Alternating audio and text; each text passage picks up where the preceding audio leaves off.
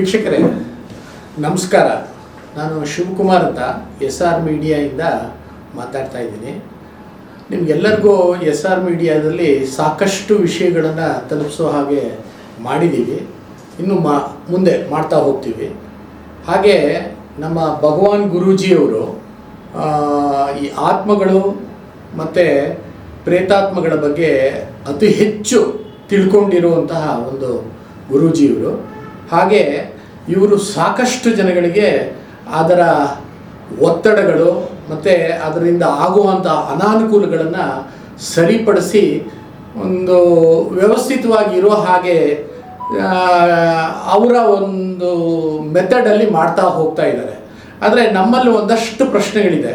ಆ ಪ್ರಶ್ನೆಗಳಿಗೆ ಗುರೂಜಿ ಹತ್ರ ಕೇಳಬೇಕು ಅಂತಲೇ ನಾವು ಈ ಪರ್ಟಿಕ್ಯುಲರ್ ಆಗಿ ಒಂದು ವೀಕ್ಷಕರಿಗೆ ಈ ವಿಷಯವನ್ನು ತಿಳಿಸೋಕ್ಕೋಸ್ಕರ ವಿಡಿಯೋನ ಕವರೇಜ್ ಮಾಡ್ತಾ ಇದ್ದೀವಿ. ದಯವಿಟ್ಟು ಎಲ್ಲರೂ ನೋಡಿ, ಹಾಗೆ ಸಬ್ಸ್ಕ್ರೈಬು ಮಾಡಿ, ಹಾಗೆ ಬೆಲ್ ಐಕಾನನ್ನು ಒತ್ತಿ. ಇದು ನಮಗೆ ನೀವು ಕೊಡ್ತಾ ಇರುವಂತಹ ಶಕ್ತಿ. ವೀಕ್ಷಕರೇ, ಭಗವಾನ್ ಗುರೂಜಿ ಅಂತ ಈ ಗುರೂಜಿಯವರು ಸಾಕಷ್ಟು ಆತ್ಮಗಳ ಬಗ್ಗೆ ವಿಡಿಯೋ ಕವರೇಜಸ್ಗಳು ಮಾಡಿದ್ದಾರೆ. ಪ್ರೇಕ್ಷಕರಿಗೆ ಇವ್ರದ್ದೇ ಆದಂತಹ ವಿಷಯಗಳಲ್ಲಿ ತಿಳಿಸಿದ್ದಾರೆ. ಈಗ ಅವ್ರ ಜೊತೆ ಮಾತನಾಡೋಣ. ಅವರಲ್ಲಿ ಒಂದಷ್ಟು ಪ್ರಶ್ನೆಗಳಿದ್ದಾವೆ, ಆ ಪ್ರಶ್ನೆಗಳನ್ನು ಕೇಳ್ತಾ ಹೋಗ್ತೀನಿ. ಗುರೂಜಿ, ತಮ್ಮ ಇಂಟ್ರಡಕ್ಷನ್ ಬೇಕಾದರೆ ಕೊಡಬಹುದು.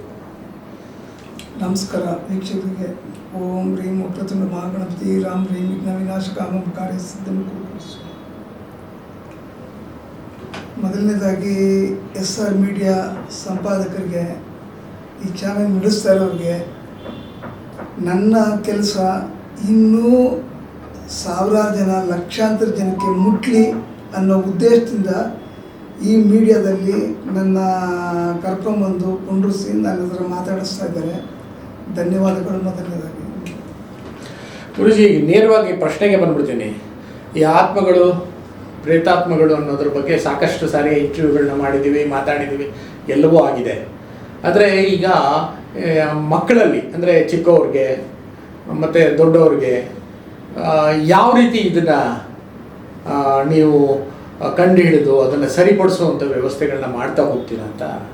10-15 ವರ್ಷಗಳಿಂದ ನಾನು ಈ ಕೆಲಸ ಮಾಡ್ಕೊಂಡು ಬರ್ತಾ ಇದ್ದೀನಿ. ಸಾಕಷ್ಟು ಕೇಸಸ್ಗಳನ್ನ ನೋಡಿ, ನಾನು 1-2 ಯಾವುದೋ ಕಲಿಕೆಯಿಂದ ಮಾಡ್ತಾ ಇರೋದು, ನನ್ನ ಪ್ರಾಣನೇ ಒತ್ತೆ ಇಕ್ಕಿ ಕೆಲಸ ಮಾಡ್ಕೊಂಡು ಬರ್ತಾ ಇದ್ದೀನಿ.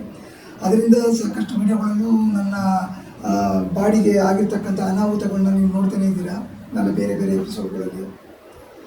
ಸೊ ಇವರು ಶಿವಕುಮಾರ್ ಅವರು ಕೇಳ್ತಿರ್ತಕ್ಕಂಥ ಪ್ರಶ್ನೆಗೆ ಉತ್ತರ ಸಾಕಷ್ಟಿದೆ ನನ್ನ ಹತ್ರ.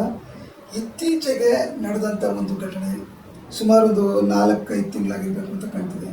ನೀವು ಹೇಳಿದ್ರಿ ಮಕ್ಕಳಲ್ಲಿ ಈ ಆತ್ಮಗಳು ದೊಡ್ಡವರಿಗೆ ಬಂದರೆ ಯಾವ ರೀತಿ, ಮಕ್ಳಿಗೆ ಬಂದರೆ ಯಾವ ರೀತಿ, ಮಕ್ಕಳಿಗೆ ಹೆಂಗೆ ಗೋಚರ ಆಗುತ್ತೆ, ಏನಾಗುತ್ತೆ ಅನ್ನೋದಕ್ಕೆ ಒಂದು ಸಣ್ಣ ನಿದರ್ಶನ. ಸ್ವಲ್ಪ ಅವತ್ತು ಕೈ ಬಿಟ್ಟಿದ್ರೆ ಆ ಮಗು ಪ್ರಾಣನೇ ಹೋಗ್ತಾ ಇತ್ತು. ಅದು ಇಲ್ಲಿಂದ ಸುಮಾರು 150 ಕಿಲೋಮೀಟರ್ ದೂರ ಮೈಸೂರು ಭಾಗದ ಜನ. ಅವರು ಒಂದು 4 ವರ್ಷದ ಹೆಣ್ಮಗಳು ಮನೆಯಿಂದ ಹೊರಗಡೆ ಆಟ ಆಡಬೇಕಾದ್ರೆ ಕೆಳಗಡೆ ಬಿದ್ದೋಗಿದ್ದಾಳೆ. ಕೆಳಗಡೆ ಬಿದ್ದೋದಾಗ ತಲೆಗೆ ಏಟು ಬಿದ್ದು ರಕ್ತ ಬಂದಿದೆ. ಆ ರಕ್ತ ಬಂದಾಗ ಏನು ಮಾಡಿದ್ರು, ಮನೆಯವರೆಲ್ಲ ಗಾವಿ ಬಿದ್ದು ಎತ್ಕೊಂಡು ಹಾಸ್ಪಿಟ್ಲಿಗೆ ಓಡಿದ್ರು. ಸ್ಟಿಚಸ್ ಏನೋ ಹಾಕಿದ್ದಾರೆ, ಮಲಗಿಸಿದ್ದಾರೆ. ಉಸಿರಾಟಕ್ಕೆ ತೊಂದರೆ ಶುರುವಾಗಿದೆ. ಆಕ್ಸಿಜನ್ ಕೊಟ್ಟು ಮಲಗಿಸಿದ್ದಾರೆ. 1 ದಿನ ಆಯಿತು, 2 ದಿನ ಆಯಿತು, 3 ದಿನ ಆಯಿತು. ಕಣ್ಬಿಡ್ತಾಳೆ, ಮಾತುಕತೆ ಇಲ್ಲ, ಆಕ್ಷನ್, ಕೈ ಕಾಲದು ಆಕ್ಷನ್ ಇಲ್ಲ. ಡಾಕ್ಟ್ರ್ ಏನು ಹೇಳ್ತಾ ಇದ್ದಾರೆ, ಇನ್ನೂ 4-5 ದಿನ ಆಗುತ್ತೆ, ನಾವು ಈಗಲೇ ಏನು ಹೇಳಬಾರಲ್ಲ ಅಂತ ಹೇಳ್ಬಿಟ್ಟು. ಅದ್ರದ್ದು ಫುಲ್ ಕಂಪ್ಲೀಟ್ ಇಲ್ಲ. ನನ್ನ ಹಿಂದಿನ ವೀಡಿಯೋಗಳಲ್ಲಿ ಇದ್ದಾವೆ, ಎಲ್ಲ ಜನ ನೋಡಿರ್ತಾರೆ.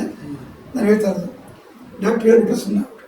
ಅವ್ರೇನು ಮಾಡಿದ್ರು, ಇದೇನಪ್ಪ ಒಬ್ಬಳೆ ಮಗಳು, 4 ವರ್ಷ, ತುಂಬ ಮುದ್ದಾಗಿದೆ, ಏನಾದರೂ ಜಾತಕದಲ್ಲಿ ದೋಷ ಇದೆಯಾ ಅಂತ ಒಬ್ರು ಅಷ್ಟೆಲ್ಲ ಜನ ಕಾಂಟ್ಯಾಕ್ಟ್ ಮಾಡಿದ್ರು. ನೀವು ಹೇಳ್ತಾ ಇರೋದು ಜಾತಕದಿಂದ ಅವರು ಟ್ರಾವೆಲ್ ಆಗ್ತಾರೆ, ಜಾತಕದಿಂದ ಏನಾದರೂ ದೋಷ ಇದೆ, ಈ ಥರ ಆಗಿರ್ಬೋದಲ್ಲ ಅಂತ ಅಂದ್ಬಿಟ್ಟು ಅವ್ರೇನು ಮಾಡಿದ್ದಾರೆ, ಜಾತಕದಲ್ಲಿ ಅಲ್ಪ ಆಯುಷು ತೋರಿಸಿದಮ್ಮ, ಸ್ವಲ್ಪ ಹುಷಾರ, ಕ್ಲೀನಾಗೆ ಚೆಕ್ ಮಾಡಿಸ್ಕೊಳ್ಳಿ ಅಂತ ಅಂದ್ಬಿಟ್ಟು ಏನೋ ಸಜೆಷನ್ ಕೊಟ್ಟಿದ್ದಾರೆ ಜ್ಯೋತಿಷಿಗಳು. ಸೊ ಅವ್ರೇನು ಮಾಡಿದ್ರು, ಆಮೇಲೆ ಲಾಟಲ್ಲಿ ಆ ಜ್ಯೋತಿಷದವರೇ ಅವ್ರ ಫ್ಯಾಮಿಲಿಗೆ ನಾನು ಅಟೆಂಡ್ ಮಾಡಿಕೊಟ್ಟಿದ್ದೆ. ಅವರು ತುಂಬ ಹೆಸರುವಾಸಿಯಾದಂಥವ್ರು, ಒಳ್ಳೆಯ ವ್ಯಕ್ತಿಗಳು. ಅವ್ರು ಜ್ಯೋತಿಷ್ಯ ಕಲ್ತಿದ್ರು ಕೂಡ ಅವ್ರು ಈ ಥರದ್ದೊಂದು ಪ್ರಪಂಚ ಇದೆ ಅಂತ ಅವ್ರು ತಿಳ್ಕೊಂಡು ಅವರ ತಾಯಿಗೆ ಕಾಂಟ್ಯಾಕ್ಟ್ ಮಾಡ್ತೀವಿ. ಅವ್ರ ತಾಯಿ ಕಾಲು ಕಳ್ಕೊಳ್ಳೋದನ್ನ ಉಳಿಸ್ಕೊಟ್ಟೆ. ಅವ್ರಿಗೆ ಪ್ರಾಬ್ಲಮ್ನಲ್ಲಿ ತುಂಬ ನರಳ್ತಾ ಇದ್ರು, ಊರಿಗೆಲ್ಲ ಜ್ಯೋತಿಷ್ಯ ಹೇಳ್ತಾ ಇದ್ರು. ಅವ್ರಿಗೆ ಸ್ವಲ್ಪ ತೊಂದರೆ ಇತ್ತು. ಅದು ಎಷ್ಟೋ ವರ್ಷದ ತೊಂದರೆ ನಿವಾರಣೆ ಆಯಿತು. ಅವರು ಒಬ್ಬರೇ ಒಬ್ಬರಿದ್ದಾರೆ, ಅವ್ರ ನಂಬರ್ ಕೊಡ್ತೀನಿ, ನೀವೇ ಮಾತಾಡ್ಕೊಳ್ಳಿ ಅಂತ ಹೇಳಿದ್ರು ಜ್ಯೋತಿಷಿಗಳು. ಅವ್ರಿಗೆ ತಾಯಿಗೆ ನಂಬರ್ ಕೊಟ್ಟರು. ಅವರು ಮಾತಾಡಿದ್ರು. ಅವ್ರಿಗೆ ಅರ್ಜೆಂಟು, ಗುರುಜಿ ನನ್ನ ಮಗಳ ಥರ ಆಗ್ಬಿಟ್ಟಿದ್ದಾಳೆ, ಹಿಂಗಾಗ್ಬಿಟ್ಟಿದೆ, ದಯವಿಟ್ಟು ನಿಮ್ಮ ನೋಡಿಲ್ಲ ಒಂದು ಎಪಿಸೋಡ್ಗಳು, ನಿಮ್ದು ಎಪಿಸೋಡ್ ಎಲ್ಲ ನೋಡಿಬಿಟ್ಟಿದ್ದೀನಿ, ದಯವಿಟ್ಟು ನನ್ನ ಮಗಳಿಗೆ ಏನೋ ಅಟೆಂಡ್ ಮಾಡಿ, ಇವತ್ತೇ ಕೆಲಸ ಶುರು ಮಾಡಿ, ಅದೇನು ಕೊಡ್ಬೇಕು ಅಮೌಂಟ್ ಕಳಿಸ್ಕೊಡ್ತೀನಿ. ನೀವು 1 ಲಕ್ಷ ಕೊಟ್ಟರು ನಾನು ಮುಟ್ಟಲ್ಲ, ನಂಗೆ ನಾಳೆ ಬೆಳಗ್ಗೆ ತನಕ ಟೈಮ್ ಬೇಕು. ಯಾಕಂದ್ರೆ ನಾನು ಇವತ್ತು ಮಾತು ಕೊಟ್ಟಿರೋರಿಗೆ, ಇವತ್ತು ಡೇಟ್ ಕೊಟ್ಟಿರೋ ಕೆಲಸ ನಾನು ಮಾಡ್ತಾ ಇರ್ತೀನಿ. ಅಷ್ಟರೊಳಗೆ ಏನಾದರೂ ಮಗುಗೆ ತೊಂದರೆ ಆಗುವಂಥ ಆದಾಗ ಅದಕ್ಕೇನಾದ್ರು ಒಂದು ಪ್ರಿವೆನ್ಷನ್ಗಳು ನಾವೇನು ಮಾಡೋಕ್ಕಾಗಲ್ಲ. ಬೇರೆಯವ್ರು ಹೇಳ್ತಾರೆ ಇದೊಂದು ತಾಯ್ತಾ ಇಟ್ಕೊಳ್ಳಿ, ಪೂಜೆ ಮಾಡ್ಕೊಡ್ತೀವಿ.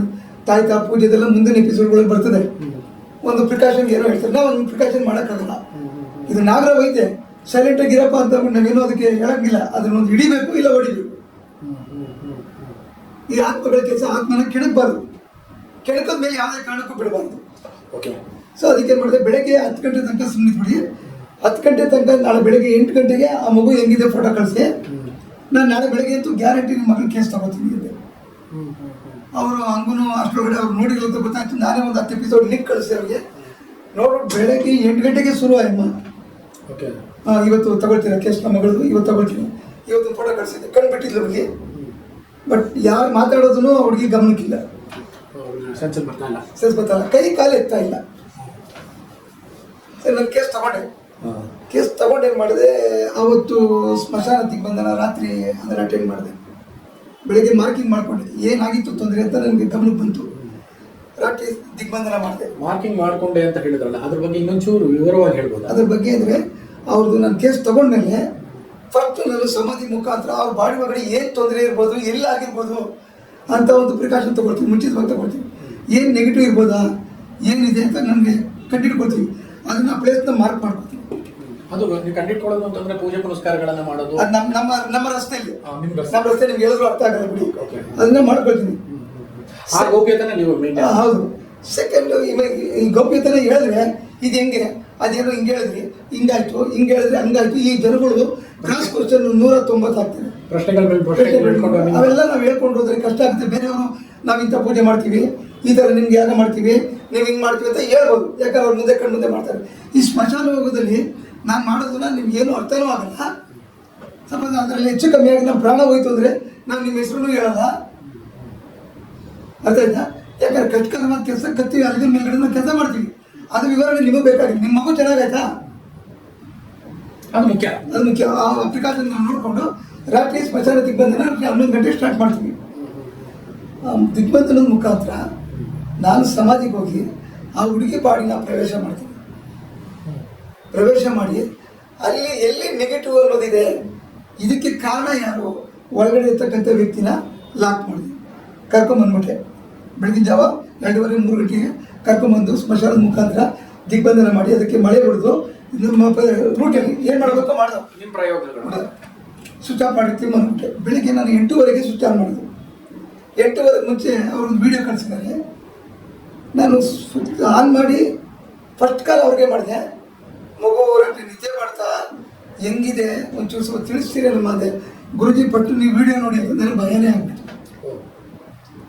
ಏನಾಗೈತೋ ಟಕ್ಕಂತ ವೀಡಿಯೋ ಆನ್ ಮಾಡಿದ್ರೆ ಹುಡುಗಿ ಎತ್ಕೊಳ್ಕೊಂಡು ನಗ್ತಾನೆ, ಕೈ ತಿಳ್ಕೊಂಡು ನಗ್ತಾನೆ, ತಾಯಿತ ಮಾತಾಡ್ತಾರೆ, ನನಗೆ ವೀಡಿಯೋ ಮಾಡ್ತಾರೆ. ನನಗೆ ಅವರು 1 ಕೋಟಿ ರೂಪಾಯಿ ಕೊಟ್ಟಷ್ಟು ಸಮಾಧಾನ ಆಯಿತು. ಸರ್, ಡಾಕ್ಟ್ರ್ ಕೈಯಲ್ಲಿ ಆಗ್ತಾ ಇದ್ದು 24 ಗಂಟೆನೂ ಇಲ್ಲ. ಇನ್ನು 14-15 ಗಂಟೆಯಲ್ಲಿ ಹುಡುಗಿ ಎದ್ದು ಕೂತ್ಕೊಂಡಿದ್ದಾಳೆ ಅಂದರೆ ಡಾಕ್ಟ್ರು ಬೆಳಗ್ಗೆ ಬಂದವರು ಶಾಕ್ ಆಗ್ಬಿಟ್ರು. ನಾನು 4-5 ದಿವಸ ಇನ್ನೂ ಏನು ಹೇಳೋಕ್ಕಾಗಲ್ಲ ಅಂತ ಇವತ್ತು ಎದ್ದು ಕೂತ್ಕೊಂಡ್ಬಿಟ್ರಲ್ಲ ಅಂತ ಅವ್ರಿಗೂ ಕನ್ಫ್ಯೂಸ್. ಬಟ್ ಈ ಕೆಲಸ ಮಾಡೋದು ಅವ್ರಿಗೆ ಹೇಳಿಲ್ಲ. ಆಮೇಲೆ ಆ ಹುಡುಗಿ ತುಂಬ ಖುಷಿ ಆಯಿತು. ಆಮೇಲೆ ಸರಿ ಅಮ್ಮ ಒಂದು 10 ನಿಮಿಷ ಮಾಡ್ತೀನಿ ಅಂದ್ಬಿಟ್ಟು ಮತ್ತೆ ಸೆಕೆಂಡ್ ಡೇ ವರ್ಕ್ ಮುಗಿಸ್ಕೊಂಡು 11 ಗಂಟೆಗೆ ಫೋನ್ ಮಾಡಿದೆ. ಆ ಹುಡುಗಿನ ಹಾಸಿಗೆ ಮೇಲೆ ಮನೆಯಲ್ಲೆಲ್ಲ ತಿರ್ಗಾ ಹುಡುಗಿ ಕೂತ್ಕೊಂಡಿದ್ದೆ. ಜ್ಯೂಸ್ ಎಲ್ಲ ತಂದುಕೊಟ್ಟಿದ್ದಾರೆ, ಮಾತಾಡ್ತಾ ಇದ್ದಾರೆ. ನನಗೆ ಸಮಾಧಾನ ಆಯ್ತು. ಇವತ್ತೊಂದು ದಿವಸ ಬಿಟ್ಬಿಟ್ಟು ಎಲ್ಲ ಚೆಕಪ್ ಎಲ್ಲ ಆದಮೇಲೆ ನಾಳೆ ಡಿಸ್ಚಾರ್ಜ್ ಮಾಡ್ಕೊಂಡು ಮನೆಗೆ ಕರ್ಕೊಂಡು ಹೋಗ್ತಿದ್ದೆ. ಡಾಕ್ಟ್ರು ಕೂಡ ಬಂದವರು ಇಲ್ಲ ಇವತ್ತೊಂದು ದಿವಸ ಸಾಕು ನಾಳೆ ಕಳಿಸ್ಕೊಟ್ಬಿಡ್ತೀವಿ ಡಿಸ್ಚಾರ್ಜ್ ಮಾಡಿದ್ದೆ, ಅವರು ಅದನ್ನೇ ಹೇಳಿದ್ರು. ಆಮೇಲೆ ಅದ್ರ ರಿಸಲ್ಟ್ ಏನು ಅಂದರೆ, ಒಂದು 5-6 ವರ್ಷದ ಹುಡುಗ ಸೈಕಲ್ ಓಡಿಸ್ತಾ ಏನು ಮಾಡಿದ್ದಾನೆ, ಕೆಳಗಡೆ ಬಿದ್ದಿದ್ದಾನೆ, ತಲೆಗೆ ಏಟ್ ಬಿದ್ದು ಔಟ್. ಸತ್ತಂತ ಆತ್ಮ ಆ ಹುಡುಗ ಈ ಹುಡುಗಿ ಬಾಡಿ ಪ್ರವೇಶ ಮಾಡಿದ್ದಾನೆ. ಕಾರಣ ಏನು ಅನ್ನೋದು ನಿಮ್ಗೆ ಗೊತ್ತಾ? ಕಾರಣ ಏನು ಬೇಕಾಗಿಲ್ಲ, ನಿಮ್ಮ ಬಾಡಿ ಬರೋಕ್ಕೆ ನನಗೇನು ಬೇಕು ಕಾರಣ? ನನಗೆ ಊಟ ಮಾಡಬೇಕು ಸ್ವಾಮಿ, ದುಡ್ಡಿಲ್ಲ, ನಿಮ್ಮಲ್ಲಿ ದುಡ್ಡು ಐತೆ, ನಿಮ್ಮನ್ನ ಕೇಳಬೇಕು, ನಾನು ಏನು ಬೇಕಾದ್ರೂ ಮಾಡ್ತೀನಿ. ನಾನು ಸತ್ತೋಗಿದ್ದೀನಿ ನನ್ನ ಆತ್ಮ. ಅಂದ್ರೆ ನೀವು ಹೇಳೋದು ಆ ಪರ್ಟಿಕ್ಯುಲರ್ ಆಗಿ ಆತ್ಮ ಮಕ್ಕಳುಗಳಿಗೆ ಬಂದು ಸೇರುವಂಥದ್ದು ಅದೇನು ಡಿಸೈಡ್ ಮಾಡಲ್ಲ ಸರ್. ಅದು ಮಕ್ಕಳು ದೊಡ್ಡವರು ಅವರು ಇವರು ಅನ್ನೋ ಪ್ರಶ್ನೆ ಬರಲ್ಲ ಇಲ್ಲಿ. ಸಣ್ಣ ಮಕ್ಕಳ ಹತ್ರ ದೊಡ್ಡ 40 ವರ್ಷದ ಆತ್ಮಹತ್ಯೆ ಇಟ್ಟಿದ್ದೀನಿ, 40 ವರ್ಷದ ಸಣ್ಣ ಮಗು ಆತ್ಮಹತ್ಯೆ ಇದ್ದೀನಿ ನಾನು. ಅಂದ್ರೆ ನೀವು ಹೇಳೋದು ಅಂದ್ರೆ ಮಕ್ಕಳಿಗೆ, ಅಂದ್ರೆ ನೀವು ಹೇಳೋದು ಅಂದ್ರೆ ಹುಟ್ಟಿದ ತಕ್ಷಣ ಆತ್ಮ ಅನ್ನೋದೊಂದು ಸೇರುತ್ತೆ. ಆ ಆತ್ಮಕ್ಕೆ ವಯಸ್ಸು ಇರೋದಿಲ್ಲ, ದೊಡ್ಡದು ಚಿಕ್ಕದು ಯಾವುದು ಇರೋದಿಲ್ಲ, ಅದ್ರ ಪಾಡ್ಗೆ ಬರುತ್ತೆ ಹೋಗುತ್ತೆ, ಈ ತರ ಹೇಳ್ತೀರಾ? ಕೆಲವರು ಅವ್ರ ಆತ್ಮ ಬಿಟ್ಟರೆ ಅವ್ರ ಶಕ್ತಿ ಬಲ ಚೆನ್ನಾಗಿದೆ, ದೈವ ಶಕ್ತಿ ಚೆನ್ನಾಗಿದೆ, ಯಾವ ಆತ್ಮಗಳು ಸೇರಲ್ಲ. ಗ್ರಾಚಾರ ಅನ್ನೋದು ಕೆಟ್ಟಾಗ ಟೈಮ್, ಪ್ರತಿಯೊಬ್ಬ ಮನುಷ್ಯನಿಗೂ ಒಳ್ಳೆಯ ಟೈಮು ಕೆಟ್ಟ ಟೈಮ್ ಬರ್ತದೆ. ಕೆಟ್ಟ ಟೈಮ್ ಬಂದಾಗ ನಮ್ಮ ಗ್ರಾಚಾರಕ್ಕೆ ತಕ್ಕಂತೆ ಯಾವುದೋ ಒಂದು ತೆಗೆದ್ರೆ ಬಂದು ಸೇರ್ಕೊಡುತ್ತೆ. ಅದ್ರ ಕಷ್ಟಗಳೆಲ್ಲ ನಾವು ಓದ್ಕೊಂಡು ನಾವು ಅನುಭವಿಸ್ತಾ ಇರ್ತೀವಿ. ನೀವು ಹೇಳ್ತಾ ಇರೋದು ಅವ್ರು ಏನ್ ಕಷ್ಟ ಅನುಭವಿಸ್ತಾ ಇರ್ತಾರೆ, ಆ ಕಷ್ಟಗಳು ಮಧ್ಯದಲ್ಲಿ ಅವ್ರು ತೀರೋದಾಗ ಆ ಕಷ್ಟಗಳನ್ನ ತೀರಿಸೋದಕ್ಕೋಸ್ಕರ ಬೇರೆಯವರು ನಾವು ಚೆನ್ನಾಗಿದ್ದವ್ರು ಹಾಳಾಗೋಗಿರ್ತೀವಿ. ಈಗ ಆ ರೂಟ್ ಬಿಟ್ಟು ಬೇರೆ ಬರೋದು ಬೇಡ. ಆ ಹುಡುಗನ ಆತ್ಮ ಈ ಮಗು ಬಾಡಿ ಒಳಗಡೆ ಬಂದು ಸೇರ್ಕೊಳ್ತು. ಅವ್ನ ಕೆಳಗಡೆ ಬಿದ್ದಿದ್ದು ಮೈಂಡ್ ಇರ್ತಲ್ವಾ, ಈ ಹುಡುಗಿನ ಕೆಳಗಡೆ ಕೇಳಿಸ್ತು, ಈ ಹುಡುಗಿ ಗೇಟ್ ಆಯ್ತು, ಅಡ್ಮಿಟ್ ಆದ್ರು. ಸೊ ಈಗ ಬಿಟ್ಟಿದ್ದಿದ್ರೆ ಅದನ್ನ ತೆಗೀಲಿಲ್ಲ ಅಂದರೆ ಆ ಹುಡುಗಿಗೆ ತೊಂದರೆ ಇರೋದು 100% ಕಟ್ಟಿಟ್ಕೊತೀವಿ. ಸಾವಿನ ಅಂಚಿಗೆ ಹೋಗ್ತಾ ಇದ್ದು ಗ್ಯಾರಂಟಿ. ಆ ಹುಡುಗಿ ಆಯಸ್ ಚೆನ್ನಾಗಿತ್ತು, ಅಲ್ಲಿ ಆಯಮ್ಮ ಯಾರನ್ನ ಕೇಳಿದ್ರು, ಅವ್ರು ಅಲ್ಲಿ ನಂಬರ್ ಕೊಟ್ಟರು, ನನ್ನ ಹತ್ರ ಬಂದರು, ನನ್ನ ಕೈಯಲ್ಲಿ ತೆಗೆದುಬಿಟ್ಟೆ ಬಚಾವ್ಬಿಟ್ಟು ಇವತ್ತು ಸೂಪರ್ ಆಗಿದ್ದಾರೆ. ಇನ್ನೂ ಅವ್ರ ಮನೆಗೆ ಬಂದು ಸಂಬಂಧಪಟ್ಟಿದ್ದು ಸುಮಾರು ತೊಂದರೆಗಳನ್ನ ಅವ್ರು ನನ್ನೇ ಕಾಂಟ್ಯಾಕ್ಟ್ರಲ್ಲಿದ್ದಾರೆ. ಅರ್ಥ ಆಯ್ತಾ? ಯಾಕೆಂದರೆ ನೀವು ಕೇಳಿದ ಕ್ವಶನ್ಗೆ ನಾನು ಉತ್ತರ ಕೊಟ್ಟಿದ್ದೀನಿ. ಯಾಕಂದರೆ ಮಕ್ಳಿಗೆ ಬರಬಾರ್ದು ಅನ್ನೋದೇನಿಲ್ಲ, ದೊಡ್ಡವ್ರು ಬರ್ಬಾರ್ದು. ಆದರೆ ಆ ಸತ್ತಂತ ಆತ್ಮಕ್ಕೆ ಯಾವ ರೀತಿ ತೊಂದರೆಗಳಿರ್ತವೆ, ಯಾವ ರೀತಿ ಸತ್ತೋಯ್ತು, ಯಾವ ರೀತಿ ಕಷ್ಟ ತಗೊಳ್ಕೊಳ್ತು, ಆ ಕಷ್ಟಗಳನ್ನ ವ್ಯಕ್ತಿಗಳ ಬಾಡಿಗೆ ಕೊಟ್ಬಿಟ್ಟು ಮ್ಯಾನಿಪುಲೇಟ್ ಮಾಡಿ ತಲೆ ಹೊರಗಡೆ ಕೂತ್ಕೊಂಡಿದ್ದಾರೆ. ನನಗೆ ಹಿಂಗಾಯ್ತು, ನನಗೆ ಈ ಥರ ತೊಂದರೆ ಆಯಿತು, ನನಗೆ ಈ ಥರ ತೊಂದರೆ ಆಯಿತು ಅಂತ ತಲೆ ಹೊರಗಡೆ ಪದೇ ಪದೇ ಪದೇ ಪದೇ ಹೇಳಿ ಹೇಳಿ ಹೇಳಿ ಏನು ಮಾಡ್ತಾರೆ, ಅದೇ ರೀತಿ ಈ ವ್ಯಕ್ತಿನ ಮಾಡ್ಬಿಡ್ತಾರೆ. ಅರ್ಥ ಆಯ್ತಾ? ಅದಕ್ಕೆ ನಾನು ಯಾವಾಗಲೂ ಹೇಳ್ತಾರ ನಮ್ಮ ಹತ್ರ ಬನ್ನಿ ಅಂತ ಕರೆಯಲ್ಲ, ಎಲ್ಲೋ ತಿಳಿದವ್ರ ಹತ್ರ ಯಾಕೆ ಹಿಂಗಾಗ್ತಾ ಇದೆ ಒಂದು ಸರಿ ವಿಮರ್ಶೆ ಮಾಡೋದು, ಸೂಕ್ಷ್ಮವಾಗಿ ವಿಮರ್ಶೆ ಮಾಡಿದ್ರೆ ಅದರಿಂದ ನೀವು ಕೇಳಿದ ಪ್ರಶ್ನೆಗೆ ನಾನು ಉತ್ತರ ಕೊಟ್ಟಿದ್ದೀನಿ. ಇದು ಸರಿಯಾದಂತ ಉತ್ತರ, ಇದು ಸರಿಯಾದಂತ ಉತ್ತರ, ಸರಿಯಾದಂಥ ಉತ್ತರ ಇದು ಪಕ್ಕ. ಯಾಕಂದ್ರೆ ನನ್ನ ಇದು ಕ್ಲಾರಿಟಿ ಬೇಕು ಅಂದರೆ ನನ್ನ ಹಿಂದಿನ ವಿಡಿಯೋಗಳಿದ್ದಾವೆ, ಆ ವಿಡಿಯೋಗಳು ಚೆಕ್ ಮಾಡಿಕೊಂಡ್ರೆ ನಿಮಗೆ ಇದಕ್ಕೆ ನಿಮ್ಗೆ ಅರ್ಥ ಆಗುತ್ತೆ. ನೀವು ಕೇಳಿದ ಪ್ರಶ್ನೆಗೆ ನಾನು ನಿಮಗೆ ನಿಮ್ಮ ಪ್ರೇಕ್ಷಕರು, ನಿಮ್ಮ ಯೂಟ್ಯೂಬ್ ಚಾನಲ್ ವೀಕ್ಷಕರು ಇದು ಮುಟ್ಲಿ, ಇಂಥವ್ರು ಒಬ್ರು ಇದ್ದಾರೆ ಕೆಲಸ ಮಾಡೋದು. ಮಳೆ ಕಾಲದಲ್ಲಿ ಹೋಯ್ತು, ನಿಂಬೆಹಣ್ಣು ಕೊಡೋದು, ತಾಯ್ತ ಕಟ್ಟೋದು, ಕುಡಿಕೆ ಕೊಡೋದು, ಪೂಜೆ ಮಾಡಿಸೋದು, ಬೇವು ಸೊಪ್ಪು ತಗೊಂಡು ಹೊಡಿಯೋದು, ಇದೆಲ್ಲ ಹಳೆ ಕಾಲದಲ್ಲಿ ಸಾಕಷ್ಟು ಕಡೆ ಅದು ನಡೀತಾನೆ ಬರ್ತಾ ಇದೆ ಅಂತ ಇಲ್ಲಿ ಬರ್ತಾ ಇದೆ ಹಳ್ಳಿಗಳಲ್ಲೇ. ಬಟ್ ಅಲ್ಲಿ ನಾವು ಹೇಟ್ ತಿಂತವೆ, ಒಯ್ತೀನಿ ಅಂತವೆ, ಬಾಡಿ ಬಿಟ್ಟು ಹೊರಗಡೆ ಹೋಗೋಕ್ಕಾಗಲ್ಲ. ನಮ್ದು ಇವಾಗೊಂದು ಜನ್ರೇಷನ್ ಹೆಂಗೆ ಅಂದರೆ ನಾವು ಸಾಕಷ್ಟು ವಿದ್ಯೆಗಳನ್ನ ಕಲ್ತ್ಕೊಂಡು ಅದ್ರ ಹಿಂದೆ ಬಿದ್ದು ನಮ್ಮ ಜೀವನ ತೆಗೆದುಬಿಟ್ಟಿದ್ದೀವಿ. ಬಟ್ ಬುಡು ಸಮೇತ ಅದನ್ನು ಎಳ್ಕೊಂಬರೋ ಕೆಲಸ ನಾವು ಮಾಡ್ತೀವಿ. ಆಯ್ತಾಯ್ತಾ? ಇದು ನಿಮ್ಮ ಕ್ವಶನ್ಗೆ ಸರಿಯಾದ ಉತ್ತರ. ಗುರುಗಳೇ, ಈಗ ಕೊಟ್ಟಿರುವಂತಹ ಉತ್ತರಗಳು ಸಾಕಷ್ಟು ವೀಕ್ಷಕರಿಗೆ ತಲುಪಿದೆ ಅಂತಲೂ ಅನಿಸುತ್ತೆ. ಮತ್ತು ನಾನು ಕೇಳಿರೋ ಪ್ರಶ್ನೆಗಳಿಗೆ ನೀವು ಉತ್ತರನೂ ಸರಿಯಾದಂಥ ರೀತಿಯಲ್ಲಿ ಕೊಟ್ಟಿದ್ದೀರಾ ಅಂತ ನನಗೆ ಭಾವನೆಗೆ ಬಂದಿದೆ. ಆದರೆ ಮುಂದಿನ ಇನ್ನೂ ಸಾಕಷ್ಟು ಪ್ರಶ್ನೆಗಳಿದ್ದಾವೆ. ಅದಕ್ಕೆ ಮುಂದಿನ ಎಪಿಸೋಡ್ನಲ್ಲಿ ಮಾತನಾಡಿ ಅದ್ರ ಬಗ್ಗೆ ಬಗೆಹರಿಸ್ಕೊಳ್ಳೋದಕ್ಕೆ ಪ್ರಯತ್ನ ಮಾಡೋಣ. ಅದಲ್ಲದೆ ಭಗವಾನ್ ಗುರೂಜಿ ಅವ್ರಿಗೆ ನಾನೇನು ಹೇಳೋದು ಅಂದರೆ, ಈ ಥರ ಸಣ್ಣ ಪುಟ್ಟದ ಪ್ರಾಬ್ಲಮ್ಗಳು ಬಂದಾಗ ನೀವು ಒಂಚೂರು ಅಟೆಂಡ್ ಮಾಡಿ ಅವ್ರಿಗೆ ಒಳ್ಳೆಯದನ್ನು ಮಾಡ್ತಾ ಹೋದರೆ ಇನ್ನೂ ಚೆನ್ನಾಗಾಗುತ್ತೆ. ಮತ್ತು ಭಗವಾನ್ ಗುರೂಜಿಯವರು ಫೋನ್ ನಂಬರು ಮತ್ತು ಅವರ ವಿಚಾರಗಳನ್ನು ವಿಡಿಯೋದಲ್ಲಿ ತಿಳ್ಕೊಂಡು ಫೋನಿಂದ ಕಾಂಟ್ಯಾಕ್ಟ್ ಮಾಡಿ ಅವರಿಂದ ನೀವು ಸಾಕಷ್ಟು ವಿಷಯಗಳನ್ನು ತಿಳ್ಕೊಳ್ಳೋದಕ್ಕೆ ಮತ್ತು ಪರಿಹಾರ ಮಾಡ್ಕೊಳ್ಳೋದಕ್ಕೆ ಗುರೂಜಿಯವ್ರನ್ನ ಭೇಟಿ ಮಾಡ್ಬೋದು. ನಮಸ್ಕಾರ ಗುರೂಜಿ.